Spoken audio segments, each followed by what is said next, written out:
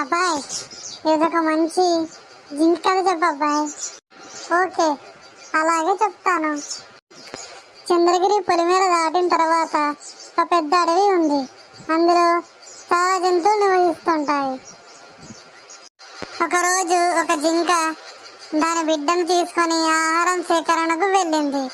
అలా నడుస్తూ ఉండగా జింక పిల్లకు సీతమ్మ చిలుకలు కనిపించడంతో వాటి వెంటనే పరిగెత్తుతూ దారి తప్పిపోయింది. కాసేపటికి వెనక్కి తిరిగి చూసిన తల్లి జింక తన బిడ్డ కనిపించకపోవడంతో కంగారు పడిపోయింది. చాలాసేపు వెతికినా ప్రయోజనం లేకుండా పోయింది. అయితే ఒక చోట ఏడుస్తూ కూర్చుంది. అది చూసిన కోతి వివరాలు కనుక్కుంది. ఇక ఆ రెండు కలిసి జింకపిల్ల కోసం అడవంతా గాలించడం మొదలుపెట్టాయి. అయితే ఆ జింకపిల్ల దారి తెలియక ఏడుస్తూ ఒక